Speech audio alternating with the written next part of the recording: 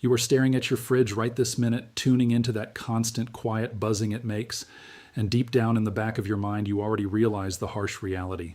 That appliance is draining your hard-earned cash month after month.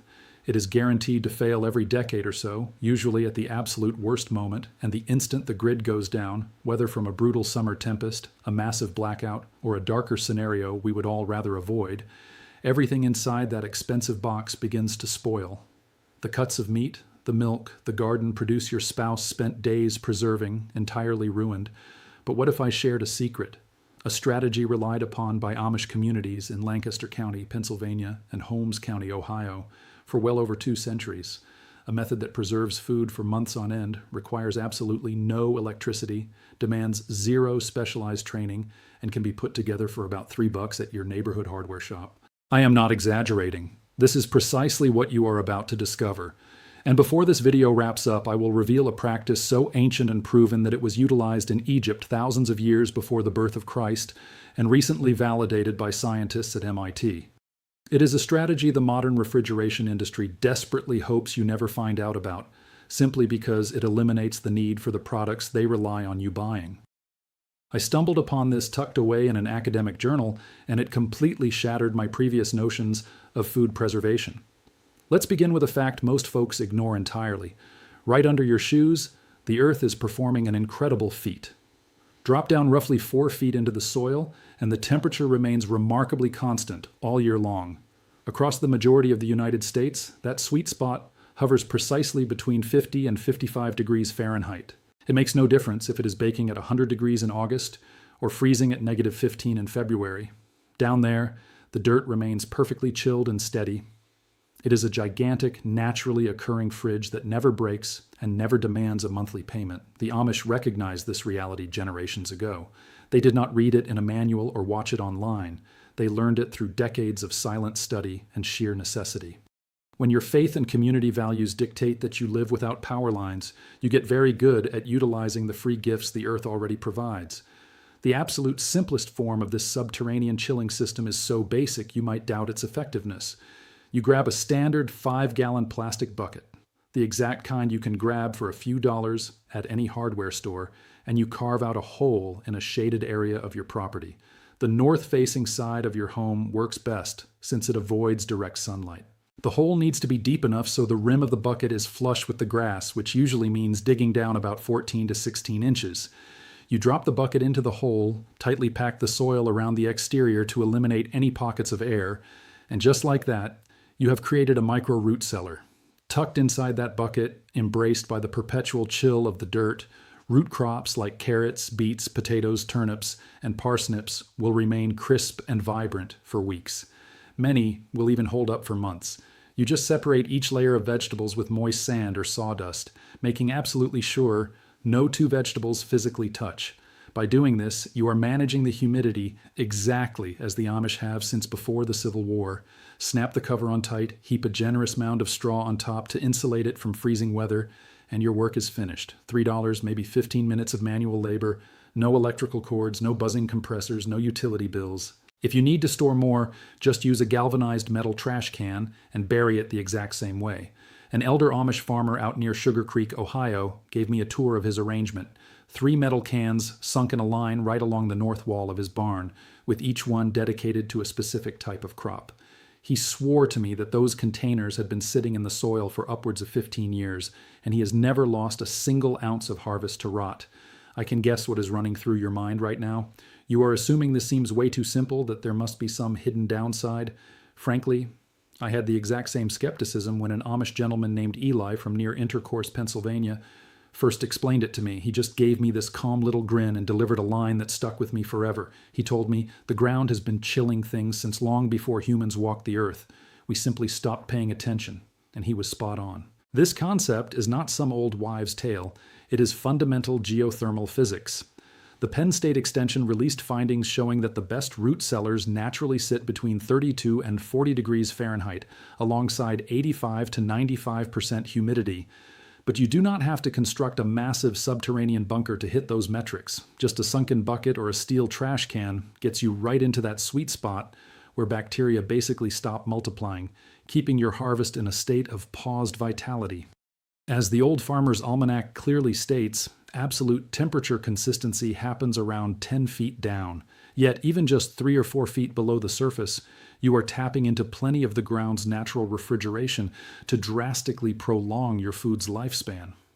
Now, this is the part where things take a fascinating turn, and it is also where a lot of folks, even veteran growers, commit blunders that ruin their whole crop. The Amish discovered a crucial rule through trial and error that many contemporary manuals get completely wrong. It all comes down to what items you pack together and which ones you must fiercely separate. Take apples, for instance. They are fantastic candidates for subterranean keeping. A solid winter variety, like a northern spy or a wine sap, can easily last 4 to 5 months down there. But the moment you store those apples near your potato stash, you are asking for trouble. As apples mature, they emit a vapor known as ethylene. It is completely invisible and odorless, but it acts as a wake-up call to potatoes, tricking them into thinking spring is here and it is time to grow.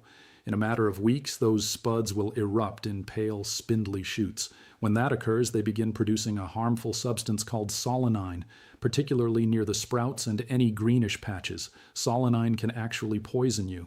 The Amish figured this out way before any college researchers wrote papers about ethylene emissions. They figured it out the old-fashioned farmer way, by watching crops rot and questioning what went wrong. And the damage is not limited to just potatoes. Here is a nugget of Amish wisdom I have never spotted in standard horticulture guides. Apples will completely destroy your carrots, too. That same ethylene vapor robs carrots of their inherent sugar, leaving behind a harsh, almost chemical taste. I have seen folks from Ohio Amish settlements say it tastes exactly like chewing on medicine. Once that change happens, those carrots are completely ruined. You cannot even hide them in a stew. The fix is brilliantly straightforward. Store your fruit in one sunken bin and your root crops in a totally different one, spacing them a minimum of 10 feet apart. The families in Holmes County have practiced this separation for generations, pulling carrots out of the dirt in late March that crunch like they were harvested yesterday. The same rule applies to pungent crops like turnips and cabbage. They release strong scents that adjacent produce will soak right up. It is shocking how quickly a flawless bin of potatoes can start smelling and tasting exactly like a turnip if they share the same tight quarters. The Amish treat their subterranean pantries like a chemist treats their lab supplies. Every single item has its designated zone. Everything is kept apart with purpose, a system refined through hard lessons over centuries, well before any scientist ever wrote it down. If you are sitting in an existing home and assuming these tricks only work for people planning a new build, do not go anywhere, because this next segment is tailored directly for you. One of the most persistent myths in the homesteading and self-reliance space is that you must construct a massive, concrete-walled subterranean bunker with a heavy timber door to pull any of this off. You absolutely do not. If you are living in a home constructed prior to the 1980s, you likely possess an unfinished basement, a drafty crawl space, or at the bare minimum, a north-facing outside wall with a few feet of empty room beside it. Every single one of those spots can be transformed into a working cold storage zone by Sunday evening. The easiest approach is what the Amish refer to as a basement corner cellar. You claim the northeast corner of your lower level, northeast specifically, to avoid any solar heat, and you simply build 2 basic walls using regular 2x4s and some insulation. Pack insulation into the ceiling above that tiny footprint, hang a solid insulated door, and you are finished. Those 2 existing concrete foundation walls are directly touching the dirt outside, meaning they are continuously radiating that steady subterranean chill inward. Pop in a single small exterior vent so fresh air can move, and you have instantly built a cold chamber capable of storing 30 bushels of crops. If framing walls is not your thing, try this even easier route. Grab a heavy-duty plastic storage tub, like a large Rubbermaid container with a tight lid. Pack your root crops in layers of dry leaves or damp sand, making sure they never physically touch. Secure the top and leave it resting on the concrete floor of your basement, inside your garage, or tucked into a closet that shares a wall with the outdoors. Your spuds will easily survive 2 to 3 months like that, and your beets and carrots will push even further. I recently chatted with some folks up in Wisconsin who successfully overwintered their entire root harvest by packing them into milk crates, nesting them down inside a north-facing window well, throwing a piece of plywood over the gap, and packing straw bales on top. It kept everything fresh until spring. But let's take this to the next level, because burying a bucket or framing a basement corner is just scratching the surface. The Amish utilize a highly advanced iteration of this earth-cooling strategy that has been around for ages, and it relies on an object most folks would never dream of putting in the dirt, a dead chest freezer. No power cord, no humming motor, merely the heavily insulated shell itself, sunk into the yard like a time capsule. When you stop and think about it, a chest freezer is manufactured with dense, insulated walls and a heavy-duty rubber seal crafted to lock the cold inside and keep the heat out. Well, that thermal engineering is a two-way street. You excavate a trench large enough to drop the freezer into, making sure it sits on a slight tilt. That little bit of slope ensures any moisture buildup runs off to a single corner, rather than drowning your vegetables. You position it so the heavy lid rests just above the grass line for easy entry, and you backfill the dirt snugly against the metal sides. That broken down appliance, the piece of junk you were planning to haul to the landfill or pay a hauling company $20 to drag away, is perfectly constructed to hold a steady climate. Submerged in the dirt, wrapped in a constant 52 degrees of earth, it transforms into perhaps the highest performing food vault you will ever own. Lehman's, that legendary general store out in Kidron, Ohio, which has catered to the Amish since the mid-50s, has been advising folks to do exactly this for decades. Burlap bags of apples, glass jars of preserves, and mountains of root vegetables absolutely flourish down there. A homesteader I interviewed up in northern Indiana told me he has relied on the exact same sunken freezer for 7 consecutive winters without a single rotting issue. And your grand total for this setup? The sweat required to move some dirt, a sturdy shovel, and a tall glass of ice water when the job is done.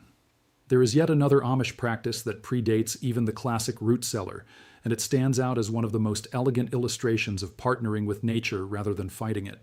Throughout regions of Lancaster County and scattered across settlements in Ohio and Indiana, certain families utilize what is known as a flowing cold water system.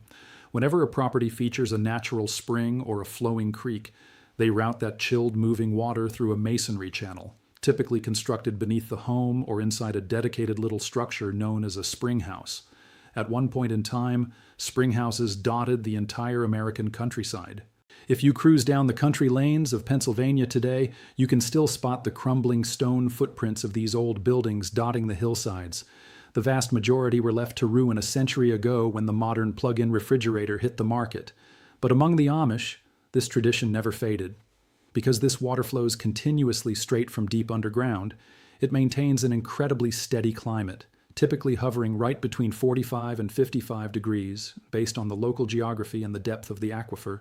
Glass jars of raw milk, heavy ceramic crocks of churned butter, aging cheese wheels, and sometimes even raw meat are placed right down into that moving stream or rested on ledges just inches above, bathed in the dense, chilly vapor.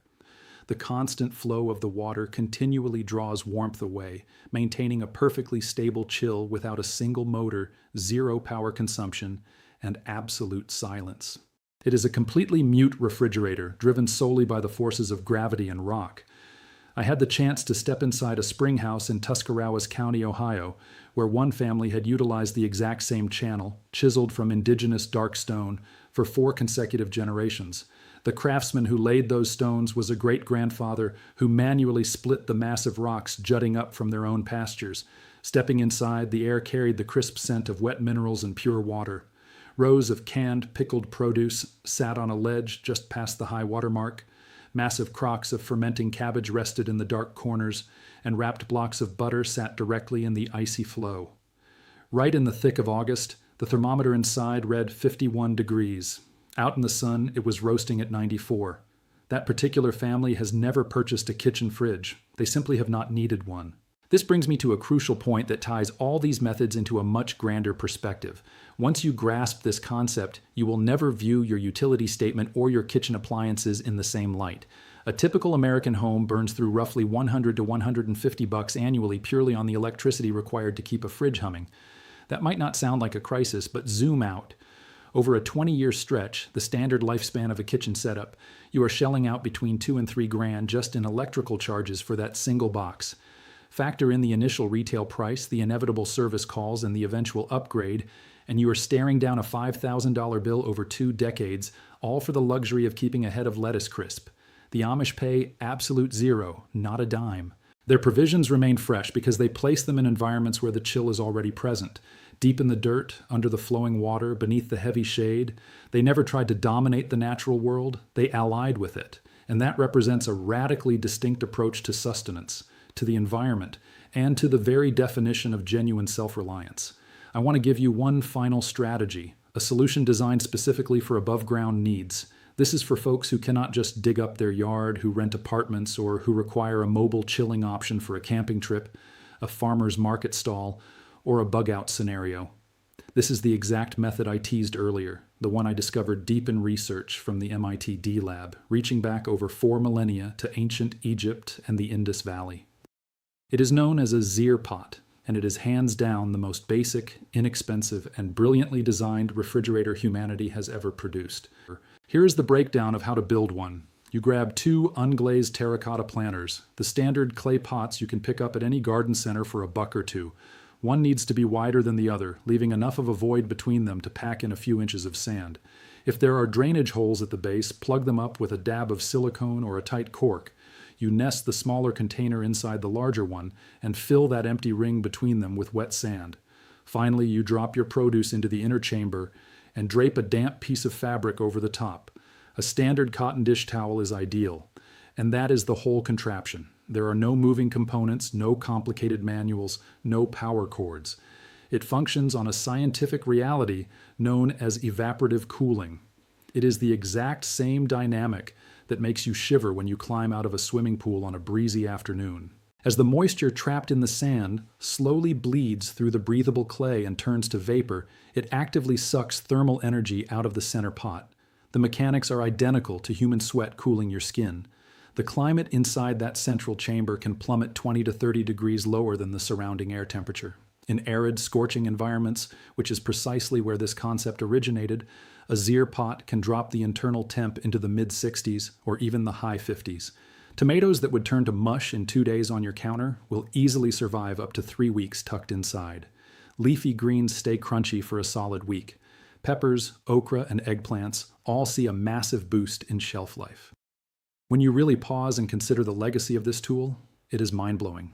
Archaeologists have unearthed clay chilling jars dating back 3,000 years before Christ in the Indus Valley, near modern India and Pakistan. We have Egyptian artwork from 2500 BC depicting servants fanning water vessels to force airflow and accelerate evaporation. The ancient Persians constructed massive subterranean ice vaults called yakchals utilizing these exact same evaporative mechanics.